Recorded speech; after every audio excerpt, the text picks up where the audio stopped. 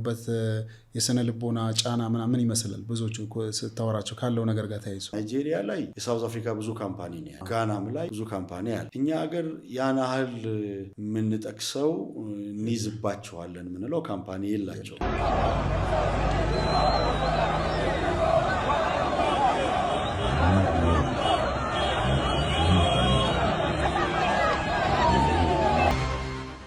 ግን አንዳንድ ቡድኖች ስራ ያጣ ነው አፍሪካዊ ወገኖቻችን ሳውዝ አፍሪካ በነፃነት መፍለስ ከጀመሩ ጊዜ ጀምሮ ነው የሚል የቅንዓት ስሜት በየአመቱ እንሰማለን። ዜኖፎቢያ ምናምን ሲባል ደቡብ አፍሪካ የሆነ ቀን ይመጣል ይጠፋል፣ የሆነ ቀን ይመጣል ይጠፋል። ዘንድሮ ግን መረር ያለ ነገር እየመጣ ይመስላል። እንደው አልፈው የሚመጡ ከሆነ ንብረት ይውደም፣ ኢትዮጵያውያንም ሆነ ኤርትራውያን ራሳቸውና ቤተሰቦቻቸውን እንዲጠብቁ ነው። ሰላም ጤና ይስጥልኝ የተከበራችሁ ተመልካቾቻችን እንዴት ናችሁ? የጌታ ኢየሱስ ክርስቶስ ጸጋና ሰላም በእያላችሁበት ይብዛላችሁ። ይህ በየሳምንቱ በክርስቲያን ቲቪ የተዘጋጀ ወደ እናንተ የሚደርሰው ክርስቲያን ፖድካስት ነው። ፖድካስታችን እንግዲህ የመንፈሳዊ ሀሳቦች መድረክ ነው። ዛሬ አንድ በጣም ለየት ያለ እንግዳ ይዘን መተናል። በጣም ብዙዎቻችሁ እንግዲህ እንግዳችንን ታውቁታላችሁ፣ ግን በወቅታዊ ጉዳዮች እንድንነጋገር ነው የመጣው ፓስተር ሳሙኤል ጌታቸው ወይም ፓስተር ሳሚ ወዳጆቹ እንደሚጠሩት በጣም ረጅም ዓመት በቤተክርስቲያን ያገለገለ በኢትዮጵያ እንዲሁም በደቡብ አፍሪካ እንዲሁም በተለያዩ የዓለም ክፍሎች እየሄደ የጌታን ወንጌል ያገለገለ በጣም የተወደደ ወንድማችን ነው። ፓስተር ሳሚ እንኳን ደህና መጣ። ደስ ብሎኛል ስለተገናኘ። እንግዲህ የተገናኘንበት ወቅት ጥሩ አይደለም። በደቡብ አፍሪካ የሚገኙ በጣም ብዙ ክርስቲያን ወገኖቻችን አሉ። ኢትዮጵያውያንም በጣም ብዙ ናቸው በደቡብ አፍሪካ የሚገኙ። አሁን እነሱ በዚህ በዜኖፎቢያ ፈተና ምክንያት ያሉበትን ሁኔታ በጣም መጥፎ ነው። እንደ አጋጣሚ ደግሞ ዛሬ በተገናኘንበት ቀን እነዚህ የዙሉ ማህበረሰብ ተወላጆች ወይም አስቀምጠውት የነበረው ቀነ ገደብ ስደተኞችን ለማባረር ያበቃበት ጊዜ ነውና ወደ እርምጃም እየተገባ ያለበት ቀን ላይ ነው የተገናኘ ነውና ያው በዛ ለሚኖሩ ወገኖቻችን መጥፎ የሚባል ቀን ነው። አንተ ደግሞ በደንብ ታውቃቸዋለህ፣ ብዙ አገልግልሃል፣ ከነሱ ጋር አገልግልሃልም ተገልግልሃልም በደንብ የምታውቀው ህዝብ ነውና በዛ ስላሉ ወገኖቻችን በደንብ እናወራለን። ከዛ በፊት ግን ትንሽ ያው ብዙ ሰው ያውቃል፣ ግን ፓስተር ሳሚ ማን ነው የሚለውን ደግሞ ለመጀመሪያ ጊዜ ላዩህም ለሚያውቁም ሰዎች ደግሞ ድጋሚ ብናስታውሳቸውም ችግር የለውም። ስለዚህ ፓስተር ሳሚ ማን ነው ከሚለው ነገር ብንጀምር ደስ ይለኛል። ፓስተርዬ። እሺ፣ አመሰግናለሁ ስለጋበዛችሁኝ። ስሜ መጋቢ ሳሙኤል ጌታቸው እባላለሁ። የደቡብ አፍሪካ ፌዝ ባይብል ኢንተርናሽናል ቤተክርስቲያን ዋና መጋቢ ነኝ። የአንድ ሚስት ባል፣ 3 ሴት ልጆችና የአንድ ወንድ ልጅ አባት ነኝ። እንግዲህ ላለፉት 31 ዓመታት በከተማ በገጠር በሀገር ውስጥና በሀገር ውጭ በእግዚአብሔር ምሕረት ጸጋ የወንጌል አገልግሎት ለማገልገል እድል አግኝቻለሁ። ብዙ አገልግልሃል። በጣም ብዙኛም ስታገለግል ነው የምናውቅህ። በተለይ በደቡብ አፍሪካ ምድር ብዙ ጊዜ አገልግልሃል እና እንዴት ነው እስቲ የምትገልጸው የደቡብ አፍሪካን ቅዱሳን ክርስቲያኖች በዛ የነበረህን አገልግሎት እስቲ ትንሽ ብታስታውሰን ደስ ይለኛል። ደቡብ አፍሪካ ያ ሁላችንም እንደምናውቀው በጎም ደግሞ ክፉም ያለበት ሀገር ነው። እነዚህ በጎና ክፉ ነገር ደቡብ አፍሪካ ብቻ አይደለም ያለው፣ የትኛውም ዓለም ሀገር ገጽታ ነው፣ ሀገራችን ኢትዮጵያን ጨምሮ። እንግዲህ ደቡብ አፍሪካ ላለፉት 19 ዓመታት በጌታ ጸጋ አገልግያለሁ። ደቡብ አፍሪካ በጎ ጎኑ ማንም ሰው ፍሮም ዘ ስክራች ተነስቶ የህንፃ ባለቤት የሚሆንበት፣ ኢኮኖሚ የሚለወጥበት፣ ከቤተሰቡ አልፎ አገሩን ለመርዳት የኢኮኖሚ አቅም ያገኘበት ሀገር ነው። ደቡብ አፍሪካ የአፍሪካ ስደተኞች ብቻ ሳይሆኑ የኤዥያ፣ የዩሮፕ፣ ከአሜሪካን ሀገር የመጡ ሰዎች የሚኖሩባት፣ ከአፍሪካ እንዲሁም ከአንዳንድ የአውሮፓ ሀገሮች በጣም ሲቪላይዝድ የሆነች፣ በጂዲፒ ከአፍሪካ በአንደኛ ደረጃ የምትገኝ ሀገር ናት።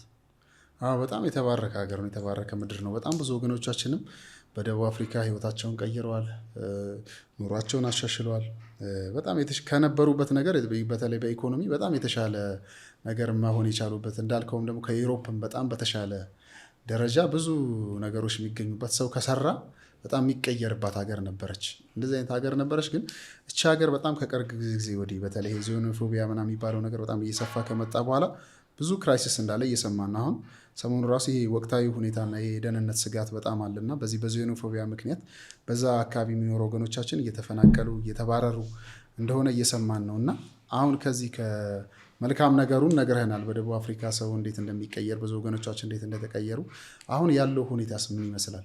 እንግዲህ እስከ ሰማሁት ቢቢሲ ላይ መሰለኝ ያየሁት ወደ 12,000 የሚሆኑ የውጭ ሀገር ስደተኞች አፍሪካውያን ስደተኞች ከደቡብ አፍሪካ ወጥተዋል። ምንድን ነው አሁን ያለው ሁኔታ? አንተ ቅርብ እንደመሆነ በዛ አገልጋይ እንደመሆነ እንግዲህ ይሄ ዚኖፎቢያ የሚለው ቃል መሰረቱ የግሪክ ቃል ነው። ዚኖ ማለት ስትሬንጅ ነው። ፎቢያ ማለት ደግሞ ጥላቻ ነው። ይሄ የመጤ ጥላቻ እንቅስቃሴ ከነጮቹ የአፓርታይድ ስርዓት ሳውዝ አፍሪካ የተላቀቀችው በነጮቹ 1994 ነው። ከ95 ጀምሮ የነበረ እንቅስቃሴ ነው። አሁን አድጎ አሁን ወንድሜ እንዳልከው ለከፍተኛ ደረጃ ደርሷል። ኦልሞስት 31 ዓመት እድሜ ያለው እንቅስቃሴ ነው። ሳውዝ አፍሪካውያን ሁሉም ክፉ አይደሉም። ይሄ ሄስቲ ጀነራላይዜሽን እንደሚባለው በጥቅሉ ሳውዝ አፍሪካዊ ሁሉ መጤን የሚጠላ ለመጤ ቦታ የሌለው አይደለም። ግን አንዳንድ ቡድኖች፣ አንዳንድ ፓርቲዎች ስራ ያጣነው ቦታ ያጣነው አፍሪካዊ ወገኖቻችን ወደ ሳውዝ አፍሪካ በነፃነት መፍለስ ከጀመሩ ጊዜ ጀምሮ ነው የሚል የቅንዓት ስሜትም ያለበት እንቅስቃሴ ነው እና አሁን ባለበት ሁኔታ በተለይ አሁን ኢንተርቪው እያደረግንበት ያለ ቀን መጤው ይውጣ የሚል አገር አቀፍ ሰልፍ የተጠራበት ቀን ነው። በዚህ ቀን ብዙ ፍራቻ አለ። ንብረት ይወድማል ተብሎ ይፈራል፣ አካል ይጎላል፣ እንደውም አልፎ ነፍስ ግድያ ሊኖር ይችላል የሚል ፍርሃት አለ። ግን መንግስት ይህንን ተጠንቅቆ ፖለቲካው ብላክሜል እንዳይደረግ የጦር ሰራዊት አሰማርቷል በየቦታው ስደተኛውን ለመከላከል እና ለምን ደቡብ አፍሪካውያን አፍሪካዊ ወንድሞቻቸውን እህቶቻቸውን እንደሚጠሉ አላውቅም። ኢትዮጵያን በተመለከተ በ1962 የቀድሞውን የሳውዝ አፍሪካ ፕሬዚደንት ኔልሰን ማንዴላን ሚሊተሪ አሰልጥናለች። ማሰልጠን ብቻ አይደለም፣ የኢትዮጵያን ፓስፖርት ሰጥታለች፣ ሪፊውጅ ሰጥታለች፣ መጠለያ ሰጥታለች። በአፓርታይድ ፍሪደም ፋይቲንግ ጊዜ ኢትዮጵያ የራሷ የሆነ ድርሻ ነበራት። የሳውዝ አፍሪካን ፓይለቶች ታሰለጥን ነበር፣ የሳውዝ አፍሪካን ወታደሮች ታሰለጥን ነበር። እኛ እንግዳ ተቀባዮች ነን ኢትዮጵያውያን። አሁን ደግሞ ኑሯችንን ለማሻሻል ኢኮኖሚያችንን ለማሻሻል ከሀገር ወጥተን ወደ ሰው ሀገር ስንሄድ በዚህ ልክ ኢትዮጵያውያንም ሆኑ ሌሎች የአፍሪካ ዜጎች ሊገፉ አይገባቸውም። በአፓርታይዱን ስናነሳ ኢትዮጵያ ብቻ አይደለም ዋጋ የከፈለችው፣ ሌሎችም የአፍሪካ ሀገሮች ናይጄሪያ፣ ዚምባብዌ፣ ጋና በብዙ መልኩ ከሳውዝ አፍሪካ ጎን እንደነበሩ ታሪክ ይናገራል። እና ለምን አገር አለን። እኔ እግዚአብሔርም አመሰግነው መቼም ምድር ላይ ሰው ድሃም ሀብታምም የተማረም ያልተማረም ሆኖ መኖር ይችላል። አገር አለን። ምናልባት ሰው ሀገር ሄደን ህይወታችንን ለውጠን የቤተሰቦቻችንን ህይወት የሀገራችንን ገጽታ ከመለወጥ አንጻር እንጂ የምንሰደደው አገር የሌለን ሰዎች አይደለንም። አሁን ግን ያለው ስሜት የኔ ልጆች እዛ ነው የተወለዱት፣ 4ቱ። አንዷ አሜሪካን ሀገር ትማራለች፣ 3ቱ እዛ ናቸው። ትምህርት ቤት ላይ መጤዎች ይባላሉ፣ ሀገራቸው አይደለም ይባላሉ። ምንም እንኳን የሀገሩ የዜግነት አይዲ ቢኖራቸውም ብዙ የኢትዮጵያ ልጆች፣ ብዙ የኤርትራ ልጆች ይገፋሉ። ሞራላቸው እየተጎዳ ነው። ሀገራችን የት ነው፣ ከየት ነው የመጣ ነው የሚል ጥያቄ ያነሳሉ። እና አሁን ያለው ሁኔታ ከባድ ነው። ግን እንደ አገልጋይ ያው እየጸለያችሁልን ስለሆነ እኛም እየጸለይን ስለሆነ እናልፈዋለን ብዬ ነው ማምነው። እግዚአብሔር ቢባርከን ስደት በረከት አይደለም። ወደ ኤሮፕም መሰደድ፣ ወደ አሜሪካም፣ ወደ ሳውዝ አፍሪካም፣ ወደ አረብ ሀገርም መሰደድ በረከት ነው ብዬ አላስብም። አይሆፕ አንድ ቀን እግዚአብሔር ሀገራችንን ለውጦ ለጉብኝት ወይ ለትምህርት ልምድ ልውውጥ ካልሆነ በቀር ስደት ማንወጣበት ዘመን አንድ ቀን ይመጣል ብዬ ተስፋ መምጣቱ አይቀርም። እኛም እናምናለን። እግዚአብሔርም የተናገረው እንደዛ ነው። ስለዚህ ምድር ግን እኔ አሁን ከዚህ ጋር ተያይዞ በጣም ስታነሳ ፓስተር ጥያቄ የሚሆንብኝ ነገር እንግዲህ 1994 ከአፓርታይድ አገዛዝ ነፃ ወጡ ደቡብ አፍሪካውያን። 1995 እንግዲህ ነፃ ሲወጡ በዛ ዘመን ጀመረ ይሄ ዜኖፎቢያ የሚባለው ነገር። ጥቁሮችን ነው ደግሞ አታክ የሚያደርጉት የሚያጠፉት። ግን ኢኮኖሚያውን 70-80% የተያዘው በነጮች ነው እነዚህ ጥቁሮች ማለት አሁን ኢትዮጵያውያንም ሲሄዱ በጣም ዝቅ ያለ ስራ ሰርተው ነው የሚሄዱት። ማለት እንግዲህ አንድ ስደተኛ ከዚህ ሄዶ ራሱን ከለወጠ ኦልሬዲ ድሉ አለ ለነሱ ማለት ነው፣ ለደቡብ አፍሪካውያን። ነጮቹ እዛ ጋር ቁጭ ብለው ጥቁር ጠል የሆኑበት ምክንያት ምንድን ነው? ትንሽ ግራ የሚገባኝ ነገር ነው። ትክክል ነው። ምንድነው አህያውን ፈርቶ ዳውላውን እንደሚባል እኛ አላስጨነቅናቸውም፣ በውሻ አላስበላናቸውም። ሰው ሆነው ተፈጥረው ከሰው በታች እንዲታዩ አላደረግንም። ይህን ሁሉ ያደረጓቸው በስኪን ከለራቸው ነጮች ናቸው። ግን ያ ሆኖ ሳለ ይመስለኛል ነጮች ከጀርባ አሉበት። ኢትዮጵያውያን ከዚህ ሄደው ከፍሮም ደ ስክረች ተነስተው የህንፃ ባለቤት ሲሆኑ ኢኮኖሚውን ሲቆጣጠሩት ብዙ ሳውዝ አፍሪካውያን፣ ሁሉም አይደለም፣ ብዙ ሳውዝ አፍሪካውያን ስራ ወዳዶች አይደሉም። አርብ፣ ቅዳሜ፣ እሁድ ይጠጣል፣ ይጨፈራል፣ ከተቃራኒ ጾታ ጋር ይታደራል። ሳውዝ አፍሪካና በዙሪያው ያሉ ሀገሮች በኤችአይቪ አንደኛ ናቸው በዓለም ደረጃ። ልቅ የሆነ ግንኙነት አለ እና ኢቨን ኢትዮጵያውያንም ሆነ ሌላ የአፍሪካ ዜጋ ትቶ ስራውን ቢወጣ ያንን ስራ ሸፍነው የመስራት ኬፓቢሊቲ የላቸውም፣ ዝም ብሎ ጥላቻ ካልሆነ በቀር። እና አሁን እንዳልከው 64.7 ሚሊዮን ነው ቶታል ፖፑሌሽኑ የሳውዝ አፍሪካ። 4.5 ሚሊዮን የሆነው ነጭ ነው ኢኮኖሚውን እያሽከረከረ ያለው። ፕሬዚደንቶቹ ጥቁሮች ቢሆኑም ከጥቁሮቹ ጀርባ ኢኮኖሚውን የሚዘውሩት ነጮቹ ናቸው እና የነጮቹ እጅ ነው ብዬ ነው ማምነው። ነጮች ለምሳሌ ስደተኛ ነጮች አሉ፣ እነሱ ውጡ ሲባል አናይም። ቻይናዎች አሉ፣ ኤዥያን አሉ። እና ትኩረት የተደረገው በእኛ በአፍሪካውያን ላይ ነው። ምናልባት ናይጄሪያ ድራግ ይሸጣሉ፣ ትውልዱን በድራግ አበላሹት ብለው እንዳይሉ ሳውዝ አፍሪካውያንም ጠጪዎች፣ ድራግ የሚሸጡ ሳውዝ አፍሪካውያን አሉ። ስለዚህ ጥላቻው መሰረት ያለው ነው ብዬ አላምንም። በጣም እኔም እንደዛ ነው የሚሰማኝ። ማለት ስልህ ኦልሬዲ አሁን ህግ የሚያጠፋ ህግ የሚተላለፍ አካል ካለ፣ እንደዛ አይነት ሰው ካለ ያው ሰዎቹን በህግ መጠየቅ፣ ህጋዊ እርምጃ መውሰድ፣ ሌላው ዓለም ላይ እንደሚደረገው በምዕራቡ ዓለም እንደምናውቀው እንደዛ አይነት እርምጃ መውሰድ ነው እንጂ ግን የሆነን ማህበረሰብ ጥቁር ስለሆነ ብቻ በዚህ መጠን መግፋት ልክ ነው ብዬ አላምንም። እንግዲህ ፓስተር አንተ እዛ አገልጋይ እንደመሆነ በጣም ብዙ አማኞችን በቀጥታም በአንድም በሌላ እዚህም ሆነ በስልክ ምናምን ኮሚኒኬት እንደምታደርግ አስባለሁ። ቅድም እየተደዋወልክ ነበርና አሁን ስጋታቸው ያሉበት የስነ ልቦና ጫና ምን ይመስላል? ብዙዎቹ ስታወራቸው ካለው ነገር ጋር ተያይዞ በጣም ተጨንቀው ነው ያሉት። መቼም ንብረት ከነሱ ኋላ ነው የመጣው። ብዙዎቹ ለህይወታቸውም ጭምር ነው እየሰጉ ያሉት። እንግዲህ ጸሎት፣ የኢትዮጵያ እናቶች፣ አባቶች፣ ወንድሞች የሚያደርጉት ጸሎት ይጠብቃቸዋል ብዬ አስባለሁ። እኔም በዚህ አጋጣሚ የምሰጠው ምክር ምንድን ነው፣ እንደው አልፈው የሚመጡ ከሆነ ንብረት ይውደም፣ ኢትዮጵያውያንም ሆነ ኤርትራውያን ራሳቸውና ቤተሰቦቻቸውን እንዲጠብቁ ነው። ምክንያቱም ንብረት ሰከንደሪ ነው። ብዙዎቻችን ከኢትዮጵያ ወደ ሳውዝ አፍሪካ ስንሄድ ነው ኢምፒቲ ሃንድድ ነው። ዶላር ዩሮ ይዘን አልገባ ነው። ሰርተን ነው የተለወጥ ነው። ሰርተው መለወጥ ይችላሉ ደና ከሆነ። ስለዚህ ደህንነታቸው ላይ እንዲያተኩሩ እንደው በዚህ አጋጣሚ መምከር ፈልጋለሁ። እዛ ላይ ትኩረት ማድረግ አለባቸው። ያው ቅድሚያ በህይወት ስትኖር ነው ብዙ ነገር ያልነበራቸው ነገር ነው የኖራቸውና ደህንነት ላይ ትኩረት ማድረግ በጣም አስፈላጊ ነገር ይመስለኛል። እንግዲህ ፓስተር አንተ በጣም እዛ ረዥም ጊዜ እንደመኖርህ አሁን በየአመቱ እንሰማለን ዜኖፎቢያ ምናምን ሲባል ደቡብ አፍሪካ የሆነ ቀን ይመጣል ይጠፋል፣ የሆነ ቀን ይመጣል ይጠፋል። ዘንድሮ ግን መረር ያለ ነገር እየመጣ ይመስለኛል። እና ከሌሎቹ ምንድን ነው የሚለየው አሁን በአንተ መረዳት ዘንድሮ ደቡብ አፍሪካ ወገኖቻችን ላይ የመጣው ነገር? የዘንድሮ በፓርቲ ደረጃ ነው። ማርች ቱ ማርች የሚባል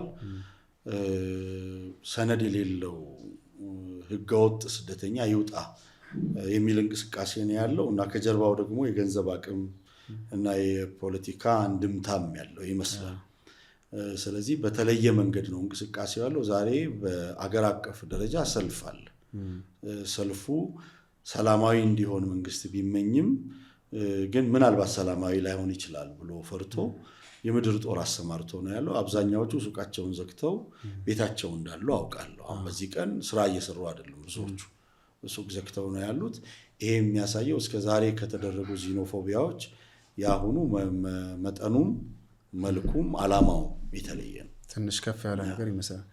ስለዚህ ስለ ቤተክርስቲያን ሚና እናውራ። አሁን የቤተክርስቲያንና የማህበረሰብ ሚና እንደዚህ አይነት ነገር ሲመጣ ኢመርጀንሲ ሪስፖንስ ለመስጠት ማለት ነው።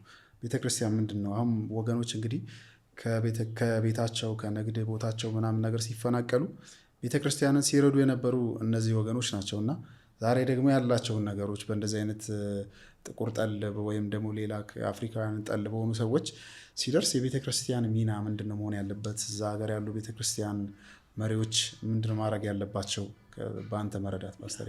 እናንተስ እንግዲህ ምን ለማድረግ ነው ያሰባችሁት? ነገሩ እየከፋ ቢመጣ የመጀመሪያው እንግዲህ ቤተክርስቲያን የምታደርገው ጸሎት ነው።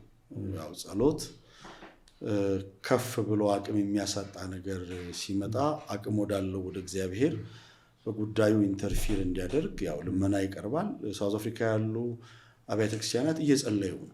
ወንጌል አማኞች ቤተክርስቲያን ቦርዱ እየጸለየ እንደሆነ እያየን ነው።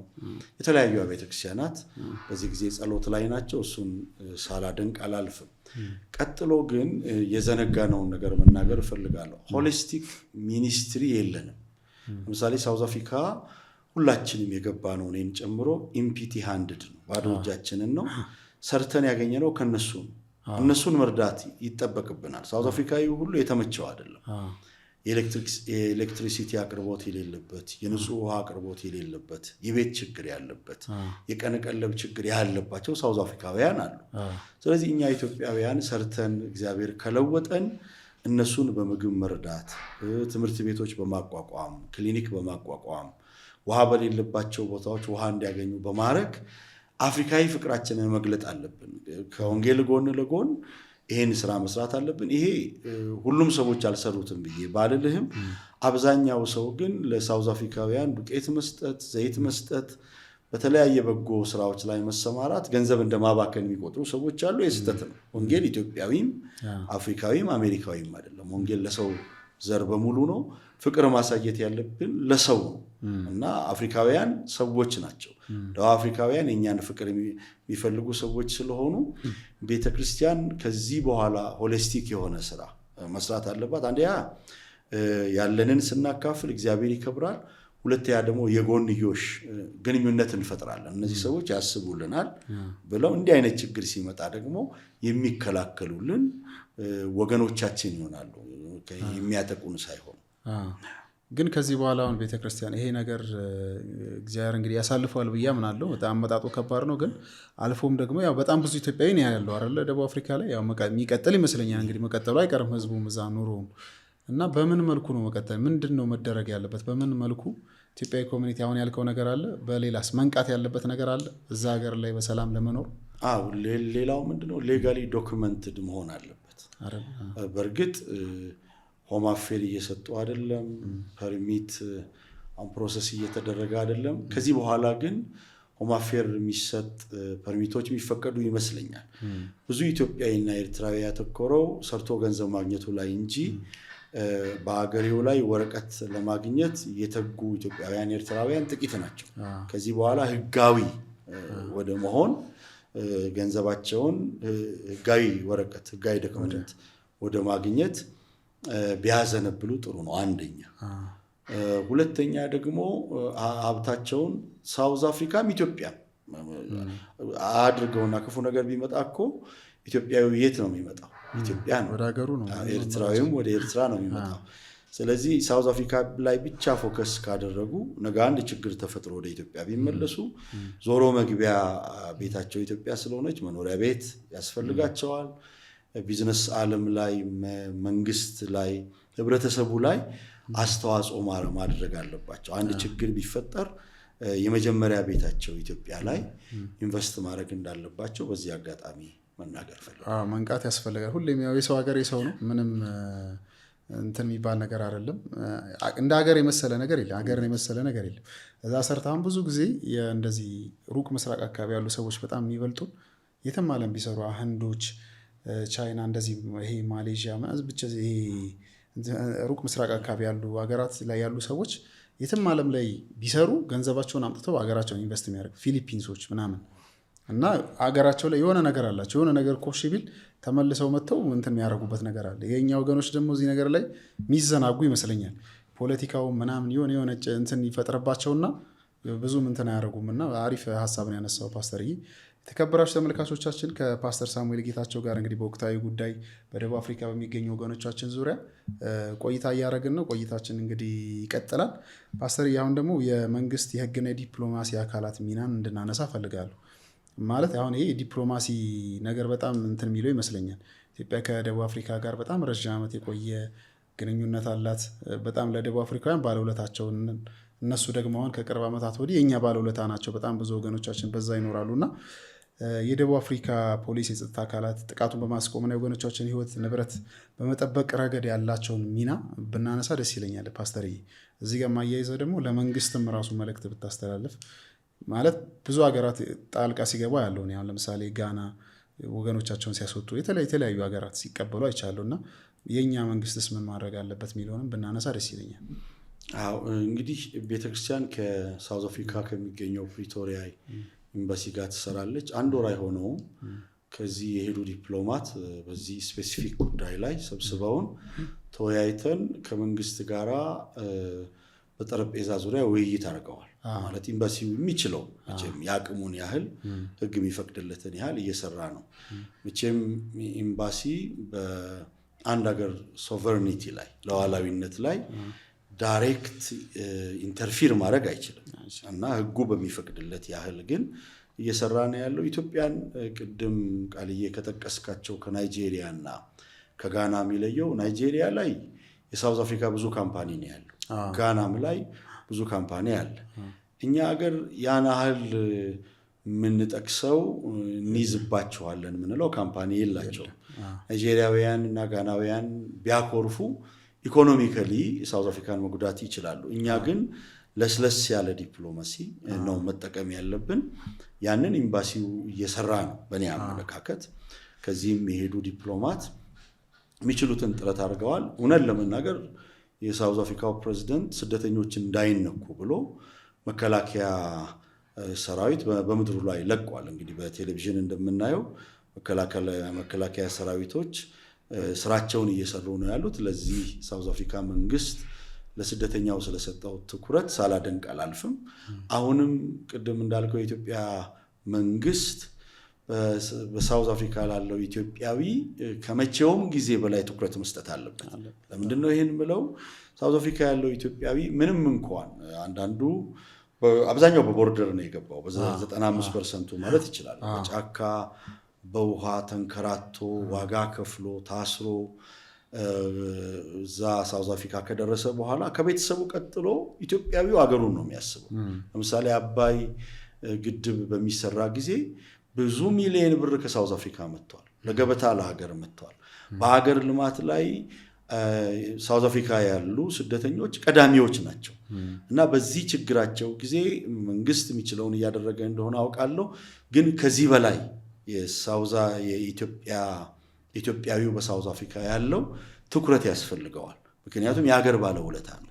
አሁን ቦሌ ላይ እንኳን የምናያቸው ብዙ ህንፃዎች እዛ ሰርተው ቀበቶ ሸጠው ተለውጠው መጥተው እንደገና መጥተው ሀገራቸው ላይ ኢንቨስት ያደረጉ ብዙ የሳውዝ አፍሪካዊ ነጋዴዎች አሉ። እነዚህ ነጋዴዎች ስራ ፈጥረዋል። በቢልዲንጉ ላይ በተለያየ ፊልድ ላይ የተሰማሩ ከጥበቃ ጀምሮ ለተሰማሩ ሰዎች የስራ ዕድል የፈጠሩ ኢትዮጵያውያን ናቸው። በዚህ ጊዜ መንግስት እያደረገ ያለውን ነገር እጅግ በጣም አደንቃለሁ። አሁንም የተሻለ የዲፕሎማሲ ግንኙነት ከሳውዝ አፍሪካ መንግስት ጋር እያደረገ የሀገሩን ዜጎች ማዳን አለበት። በጣም ትኩረት መስጠት አለበት ይመስለኛል። ያው ሰጥቶታል ትኩረት። አንተ እንዳልከው ያው የሚችለውን እያደረገ ነው እንዳልከው። አሁን አንድ ያስታውሳለሁ እንደዚህ አይነት ነገር ሲመጣ ናይጄሪያ ላይ ወዲያው ኤምቲኤን የሞባይል እንትን አለ አይደል፣ ከዛ ዲኤስቲቪ ምናምን ብዙ የሳውዝ አፍሪካ እንትኖችን ወዲያው የነሱን አንጠቀምም ብለው ዘጋግቷቸው ነበር ናይጄሪያዋን ምናምን አስታውሳለሁ። ተመጣጣኝ ነገር ባይሆን አላቸው የሆነ የሚይዙት ነገር፣ እኛ የምንይዘው ነገር ስለሌለ ያለው አማራጭ አንተ እንዳልከው ዲፕሎማሲ ነው። ለስለስ ያለ ዲፕሎማሲ ትሪት እያደረክ ያው ከሰው የምትቀበል ከሆነ እንግዲህ ምንም አማራጭ የለህም አንዳንዴ። እና ደቡብ አፍሪካውያንም ደግሞ የእኛንም ነገር በደንብ የሚያስታውሱ ይመስለኛል። እና በደንብ ግን ከዚህ በላይ ትኩረት መሰጠት ያለበት ይመስለኛል። እንግዲህ አሁን ስለ ወደፊት ዕጣ ፈንታ ደግሞ እናውራ ፓስተር። በጣም ብዙ ኢትዮጵያውያን ይኖራሉ በደቡብ አፍሪካ ንብረት አፍርተው ህይወት መስርተው የሚኖሩ እና የዚኖፎቢያ ነገር ደግሞ በየሆነ ጊዜው እየመጣ ስጋት ይሆናል። እና ለረዥም ጊዜ አንተ እዛ ሀገር እንደኖረ ሰው ዘላቂ መፍትሄ እንዲኖር አሁን ለዚህ ነገር ምንድነው መደረግ ያለበት አንተ እንደምትረዳው እንደሚገባ እና እዛ ያሉ ወገኖቻችንስ አሁን ምን አይነት ጥንቃቄ ነው ማድረግ ያለባቸው እንደዚህ አይነት ነገር ሲመጣ? ያው እንግዲህ ዘላቂ መፍትሄው ህጋዊ ዶክመንት ማግኘት። በእርግጥ ኢትዮጵያውያን ሌጋል ከሆንክ ግን አይመለከትም አይደል እንደዚህ አይነት ይባላል፣ ግን አይመስለኝም። እንትን ነው ይሄ የፖለቲካ ሽፋን ነው አይደል እንጂ ህጋዊዎቹን አነካም ይላሉ። ግን ሁሉንም አንድ ላይ ነው በጅምላ እያጠቋል። ሲያናገሯቸው እያየው ነበር። እነዚህ ዙሎቹ ከየት ነው የመጣው አንተ ለምን አትወጣም ሀገራችን ለቀማም ሲሉ ነበር። ሌጋል የሆኑትን እንደዛ ነው የሚሉት። ግን ለማንኛውም ህጋዊ መሆን ጥሩ ነው። ሁለተኛ ደግሞ ችግር ቢመጣ ብሎ ማሰብ፣ ንብረትን ሳውዝ አፍሪካ ላይ ብቻ አለማድረግ፣ አገር ላይም ኢንቨስት ማድረግ፣ አገር ላይም ገንዘብን መቆጠብ ያስፈልጋል። እንግዲህ እኔ የማሰምርበት ነገር እግዚአብሔር ኢትዮጵያን ይለውጣል። ጸሎታችን ኢትዮጵያን ይለውጣታል። ወጣቶች እየተማሩ ነው። አገራችን ላይ ሲቪላይዜሽን አለ። መንገዶች ተሰርተዋል። አባይ ተገድበዋል። ነገ ደግሞ በምድሪቱ ላይ በከርሰ ምድሩ ላይ ያለው ሀብት ወጥቶ ኢትዮጵያ ከድህነት ወደ ብልጽግና የምትመጣበት አጋጣሚ ስለሚኖር ህዝቡ ስደትን አማራጭ ባያደርግ፣ ወደ አረብ ሀገርም ይሁን ወደ ሳውዝ አፍሪካ ወደ ኢሮፕ ህዝቡ ስደትን አማራጭ ሳያደርግ በሀገሩ ሰርቶ ቢለወጥ ብዬ እንደ አማራጭ ይህን መናገር እፈልጋለሁ። አሁን ሳውዝ አፍሪካ የሚሰሩትን ያክል ኢትዮጵያ ቢሰሩ እኮ ይለወጣሉ። ስለ ሱቅ ስናስብ ቀኑን ሙሉ ነው ሱቅ የሚቆሙት። እዚህ ቀኑን ሙሉ የስራ ባህል ብናዳብር በሀገራችንም መለወጥ ምንችል ይመስለኛል። ኢትዮጵያን የሆነ ስንወጣ ነው ትጉ ምንሆነው ይመስለኛል። እዚህ ሀገር ዝቅ ብለን መስራት እዚያውን ቀበቶ ሽጥ እንትን አድርግ ብትል ማንም አያደርግም እና ዝቅ ብለን መስራት ራሱ ምናምን ደስ የሚለን ከሀገር ስንወጣ ነገር ነውና ያ ትጋት እዚህ ቢመጣ በጣም አሪፍ መልእክት ነው። ፓስተር እንግዲህ ይህን ኢንተርቪው አሁን በሀገር ውስጥም ሆነው ወይም ደግሞ በውጭ ሀገርም በደቡብ አፍሪካ ሆነው እንዲሁም ደግሞ ሀገር ውስጥ ዘመዶቻቸው እዛ ያሉ ሰዎች አሁን በጣም በብዙ ፍርሃት በብዙ ጭንቀት ውስጥ ነው ያሉትና ለእነዚህ ሰዎች የምታስተላልፈው መልእክት ምንድን ነው? እስቲ የሆነ እንደ መጋቢ እንደ ፓስተር እንግዲህ ከእናንተ ብዙ ይጠበቃልና የቤተክርስቲያን መሪዎች ላይ ብዙ ሸክም መጥቶ አሁን የሚወድቀውና ምንድን ነው የምትላቸው ፓስተር?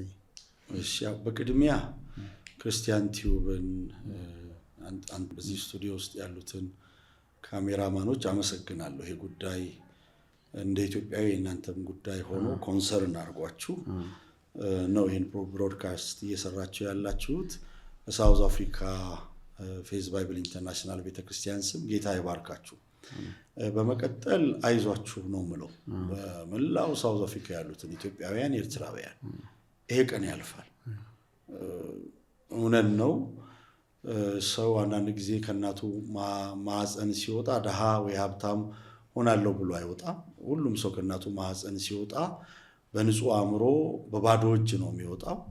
ከወጣ በኋላ ነው ከቤተሰቡ አንጻር ያው እድሉ የሚወሰነው። ስለዚህ ይሄ ችግር ይሄ መከራ አሁን ያጋጠማቸው ቻሌንጅ ያልፋል እና በርቱ ነው ምለው። በርቱ ብቻ አይደለም፣ ችግሮች ቢመጡ ንብረታቸውን ለመንጠቅ ቢመጡ፣ መኪናቸውን ለማቃጠል ቢመጡ ህይወታቸው የትዳር ጓደኞቻቸውን ህይወት የልጆቻቸውን ህይወት ቅድሚያ እንዲሰጡ፣ አደገኛ በሆኑ አካባቢዎች ላይ እንዳይገኙ፣ ንብረት ለማስጣል ግብግብ እንዳይፈጥሩ መመክራለሁ። ለምሳሌ ብዙ ኢትዮጵያውያን ሽጉጥ ታጣቂዎች ናቸው። ሽጉጡ ህጋዊ አይደለም እና ህጋዊ ባልሆነ ሽጉጥ የምናደርገው መከላከል ወደ ወህኒ ነው የሚወስደን። ስለዚህ በዚህ አስቸጋሪ ጊዜ ላይ ሽጉጥ እንዳይጠቀሙ ጨርሶ። ሁለተኛ 1 ሚሊዮን የሚሆነው ኢትዮጵያዊና ኤርትራዊ ስደተኛ ከ64 ሚሊዮን ጋር ጦርነት ልግጠም ቢል ማይሆን ፈጽሞ ማይነጻጸር ነው መሳሪያ እንኳን ብንታጠቅ። ስለዚህ ማያዋጣን ጀምረን ማንጨርሰው ጦርነት ውስጥ እንዳንገባ ሁሉን ነገር በጸባይ ሃንድል እንድናደርግ በጌታ ፍቅር መልእክቴን አስተላልፋለሁ። ዋናው መልእክቴ አይዟችሁ፣ ከጸለይን ከክፉ መንገዳችን ከተመለስ ሳውዝ አፍሪካ እኛም ጋር ጥፋት አለ፣ ቸርች ላይ ጥፋት አለ፣ ቢዝነስ ዓለም ላይ ጥፋት አለ። ሳውዝ አፍሪካውያን ቅድም እንዳልኩ ክፉዎች አይደሉም። ጥቂት ክፉ ሰዎች ኢትዮጵያ ውስጥም ሊኖሩ ይችላሉ፣ ሌላም ሀገር ይኖራሉ። ጥሩ በመሆናቸው ነው እዛ ብዙ ሰው ሰርቶ እንዲለወጥ በራቸውን የከፈቱት እና እኛም ጋር አንደኛ ከፈጣሪ ጋር ባለን ግንኙነት ብዙ ስህተት ሰርተናል። ወንድሙን ሳውዝ አፍሪካ ላይ ይገድላል። አመፅ አለ። ብዙ ወጣቶች በአልኮል መጠጥ ናላቸውን እያደነዘዙ ነው። ሱሰኛ ሆነዋል። በብሔር ተለያይተናል። በኢትዮጵያዊነትን ማቀንቀን ሲገባን ሰው በብሔሩ ተለያይቶ ይጣላል። ዘር ጥሩ ነው። ዘረኝነት መጥፎ ነው። ቋንቋ ጥሩ ነው። 86 ብሔር ቋንቋ አለን፣ ባህል አለን፣ ካልቸር አለን። እነዚህ እሴቶች ጥሩ ሆነው ሳለ ግን ልዩነቶቻችንን ተጠቅመን አንዱን ምንጎዳ፣ አንዱን ምናደማ፣ አንዱን ምንገድል ከሆነ እግዚአብሔርም አይወደውም፣ ደግሞ ለወደፊት ግንኙነታችን መልካም አይሆንም። ስለዚህ ከኔ ጀምሮ ሁላችንም ንስሐ መግባት፣ ከቀድሞ ተግባራችን መመለስ አለብን። ስንመለስ ይሄ ችግር ለእግዚአብሔር ቀላል። እግዚአብሔር ትልቅ አምላክ ነው። በዚች ትንሽ ችግር እግዚአብሔርን አናማው። እግዚአብሔር አጥፍቶ አያውቅም። እኛ ግን እናጠፋለን። ጥቂት ነገር ያስመካናል፣ ያስታበየናል። ስለዚህ ከምንሄድበት ከተሳሳተ መንገድ በንስሐ ከተመለስን ይሄ ጊዜ ምንም ጥርጥር የለውም ያልፋል። አእምሯችንን እንጠቀም፣ ሕግ እናክብር። ሳውዝ አፍሪካ ስንኖር ለሳውዝ አፍሪካ ኮንስቲቱሽን ተገዢ መሆን አለብን። ሳውዝ አፍሪካ ስንኖር በኢትዮጵያ ሕገ መንግስት አይደለም የምንመራው፣ በሳውዝ አፍሪካ ሕገ መንግስት እስከሆነ ድረስ ፖሊሱን ማክበር አለብን። የህግ አካላትን ማክበር አለብን። የሳውዝ አፍሪካን ሕገ መንግስት ማክበር አለብን። ይሄን ባላደረግንበት ሁኔታ ወይን ቤት ብንወርድ ወይንም ደግሞ ጥቃት ቢደርስብን እግዚአብሔርም ተጠያቂ አይሆን። ስለዚህ ሕጉን እንድናከብር በፍቅር መልክቴ ማድረስ እፈልጋለሁ። አማኝ ነኝ። ይሄ ጊዜ ያልፋል። አሜን አሜን። እኛም እንዲያልፍ ነው እንግዲህ ምኞታችን። ግን በጣም አሪፍ ነገር አንስታል ፓስተርዬ። መጨረሻ እዚህ ጋር ማለት የቤተ ክርስቲያን መከፋፈል ደቡብ አፍሪካ ላይ በጣም በውጭ ዓለም በአጠቃላይ አለ፣ ግን ደቡብ አፍሪካ ላይ በጣም በብዛት ምንሰማው ነገር ነው። ዘረኝነት በጣም አለ። እርስ በርስ ወንድሙን ማጥቃት ደቡብ አፍሪካ ውስጥ በጣም አለ። እንደዚህ አይነት ነገሮች እንደውም ለእንደዚህ አይነት ነገር እግዚአብሔር ራሱ ፕሮቴክሽን እንዳይሰጠን ምክንያት የሆኑ ይመስለኛል። እኔ አንዳንዴ ሳስበውና በደንብ እዚህ ላይ አጽንኦት እንዲሰጡ የደቡብ አፍሪካ ቤተክርስቲያን መሪዎች አጽንኦት እንዲሰጡበት ራሱ እኔ በጣም መልእክት አስተላልፋለሁ። እርስ በርስ በጣም መጠላላት አለ። እርስ በርስ እንደምንሰማው እኛ ያላየነው እንግዲህ አንተ ኖረህበት ነው ያነሳው ነገሩንና በጣም እርስ በርስ መጠላላት አለ። አንደኛው መግፋት አለ። በቤተክርስቲያን ደረጃ በግለሰቦች ደረጃም እኛ እንግዲህ እርስ በርስ ካልተስማማን የሆኑ አካላት ናቸው እንግዲህ እነዚህ ዙሎች ማናቃቸው አካላት ናቸውና ንስሐ እንድንገባ ሁላችንም እንድንመለስ ነው እኔም መልእክት ማስተላለፈው። ፓስተርዬ በጣም አመሰግናለሁ። መጨረሻ ላይ እንግዲህ አላልኩትም ማለት አለብኝ የምትለው ነገር ካለ ሌላ ጊዜ በደንብ እንግዲህ በአንተ በአገልግሎት ዙሪያ እናወራለን። ይሄ ወቅታዊ ጉዳይ ስለሆነ ነው በወቅታዊ ጉዳይ እንድናወራ የጠራው። የምትለው ነገር ካለ የመጨረሻ እድሉ ልስጥ ፓስተር። አመሰግናለሁ።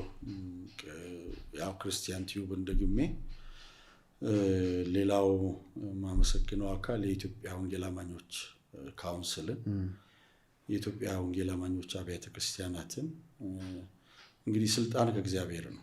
ሮሜ 13 ሐዋርያው ቅዱስ ጳውሎስ ስልጣን ከእግዚአብሔር ነው ስለሚል አሁን ያለውን ገዢ መሪ ህዝባችንን፣ ኤርትራውያንን፣ ደቡብ አፍሪካ የሚኖረውን ህዝብ ማመስገን እፈልጋለሁ። እንግዲህ ቅድም ለመናገር እንደሞከርኩት ይሄ ጊዜ ያልፋል። እኛ ደግሞ ኢትዮጵያውያን በብዙ መከራ በብዙ ችግር ያለፍን እና እያለፍን ያለንን ችግር ለኛ አዲስ አይደለም። ነገ ልጆቻችን የልጅ ልጆቻችን ይህን ችግር ማያዩበት ዘመን ይመጣል። ምናልባት ሳውዝ አፍሪካ ፓርላማውን ኢትዮጵያውያን ይቆጣጠሩታል ብዬ ወደፊት አምናለሁ። የአሜሪካን ፓርላማ ይቆጣጠሩታል ብዬ አምናለሁ። የጊዜ ጉዳይ ነው። የወደቀ ይነሳል፣ የሳተ ይመለሳል፣ ያጣ ያገኛል። እና ያው የመጨረሻው መልእክቴ ኔቨር ጊቭ አፕ፣ በምንም ነገር ተስፋ እንዳቆርጡ ለማለት ፈልጋለሁ። ቴንኪው። በስቱዲዮ ያላችሁ ካሜራማኖች፣ ክርስቲያን ቲዩብ እየሰራችሁ ያላችሁትን ስራ ሳውዝ አፍሪካ ያሉ ብዙ ሰዎች ይመለከቱታል። ባሉበት ቦታ ታማኒነት ያለው ሚዲያ ነው። በእናንተ ሚዲያ ላይ የሚለጠፉ ፖስቶች በጣም ታማኒነት እንዳላቸው ስለሚታመን ክርስቲያን ቲዩብ ከለጠፈው እውነት ነው ይባላል እና ይህንን ኢንቴግሪቲያችሁን አስጠብቃችሁ ሂዱ። እግዚአብሔር ይባርካችሁ። በጣም እናመሰግናለን ፓስተርዬ። እንግዲህ የተከበራችሁ ተመልካቾቻችን እንግዲህ ዛሬ ከፓስተር ሳሙኤል ጌታቸው በደቡብ አፍሪካ ኤፍቢአይ ቤተክርስቲያን አገልጋይ ነው። ረዥም ዓመት በደቡብ አፍሪካ አገልግሏል። ያን ህዝብ ያውቀዋል። እንግዲህ በዛ ያለውን ወቅታዊ ሁኔታ አስመልክተን ልዩ ቃለ ምልልስ አድርገናል። ሳምንት ከሌላ እንግዳ ጋር እንመጣለን። ከዛው እግዚአብሔር ሁላችንም በያለንበት ይባርከን።